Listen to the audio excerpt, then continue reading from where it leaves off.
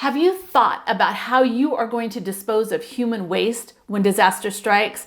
Well, in today's video, we're going to show you how you can use garbage bags to turn your regular toilet into a permanent porta potty. You're going to want to watch this.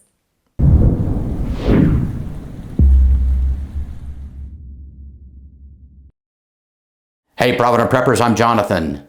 Preparing for emergencies means dealing with every basic human need, including disposing of human waste. There are two scenarios that we're going to consider. First, one where you don't have running water, but you do have a functioning sewer or septic system.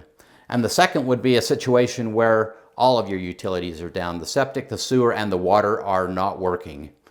In the first scenario, we can flush the toilet using water that we've stored or gray water, and we can just make sure that we know how much that's going to take so that we know in advance and we don't waste a lot of water.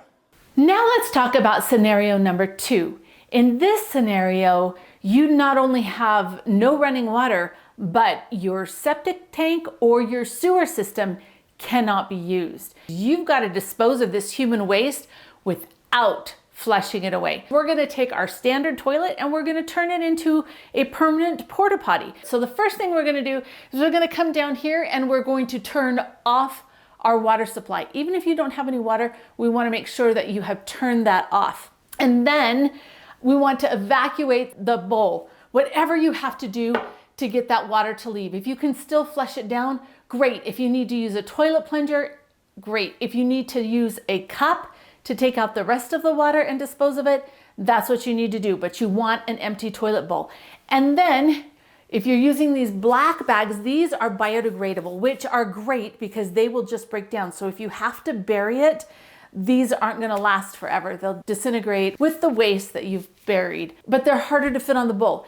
What I have right here is just a standard kitchen garbage bag. You just slide it right over the bowl. Now this is an elongated bowl. If you have a standard bowl, it's a whole lot easier. And then you just tape it. You want to tape it so that it's secure and you don't have any problems with it coming apart. You can use two kinds of tapes. Well, actually you could use any tape that you had to, but duct tape or painter's tape, both will work.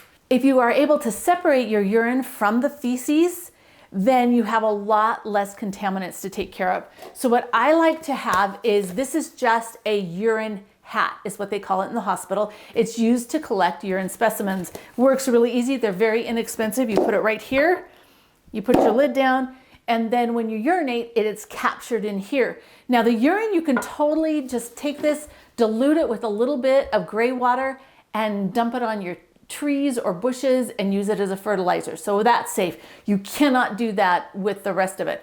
So with your feces, you can do several different things, and you don't have to change this every time, but you can use something like this poo powder that helps to solidify the solids, helps it not to smell as much. You can use sawdust or soil or kitty litter, anything like that to be able to help it not smell as much and help with the germs. You can use a disinfectant if you want. But personally, if I have enough garbage bags, I'm not gonna let this get too full. When I go to change this, I would always keep my bucket very close. And all you do is you take this tape, you pull this up. The nice thing about the kitchen garbage bags is they have these drawstrings, which I sealed over with my tape, but that can pull it tight. You take it, you put it directly into the bucket for transport outside. Well, transport wherever you have to. If you're sheltering in place, you're going to need to store it in buckets. You can bury it, you can burn it. Do what you need to do to be able to stay safe, but it depends on your situation. And always think about your neighbors and the consequences down the line. And that's for another video. It's going to smell, right? And so if you can, keeping the lid down helps a little bit, but you may want to take a lawn and leaf bag and put it over it. A standard toilet, you could put it all the way over the top, but because this is an elongated, even this big bag won't fit, maybe you could buy something that might and keep it in your little kit. Your emergency toilet can be as simple as this little container, just stashed underneath a bathroom sink and you're ready to go. In this, I've got the hat. This is one of the Costco totes, so it's a little bit bigger than the shoebox, but it works really well. And I have all the supplies that I need to be able to dispose of the human waste that my family creates.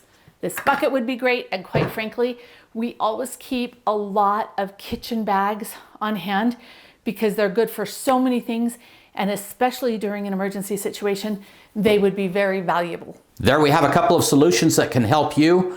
Remember, having these supplies on hand is pretty important because human waste is dangerous. We have to be able to treat it appropriately. This is just an excellent solution. If you can use your own toilet instead of trying to sit on a bucket without tipping over or some other messy solution, this is ideal.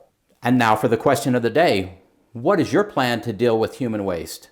Comment below. And thanks for being part of the solution.